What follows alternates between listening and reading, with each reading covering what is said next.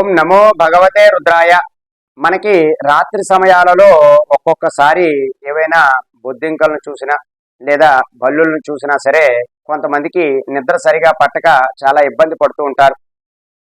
వారికి ఆ కారణాల చేత ఇబ్బంది పడటం వలన నిద్ర అనేటటువంటిది నిద్ర కలత చెంది చాలా ఇబ్బంది పడుతూ మరుసటి రోజుకి చాలా లేజీనెస్గా ఉండి ఏ పని చేయాలని వారికి అనిపించదు.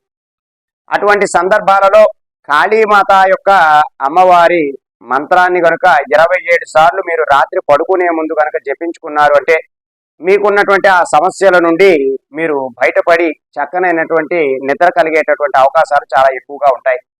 అయితే మీరు అమ్మవారి యొక్క కాళీ అనుగ్రహంతో మీరు ఈ మంత్రాన్ని కనుక జపించారు అంటే చక్కని హాయి కలిగినటువంటి నిద్ర మీకు కలుగుతుంది.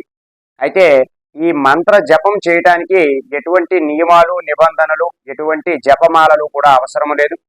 మీరు చక్కగా మీ యొక్క బెడ్రూమ్లో కిందన కూర్చుని ఇప్పుడు నేను చెప్పబోయేటటువంటి ఈ మంత్రాన్ని కనుక 27 సార్లు చెప్పుకున్నారు అంటే చక్కనైనటువంటి నిద్ర మీ సొంతం అవుతుంది.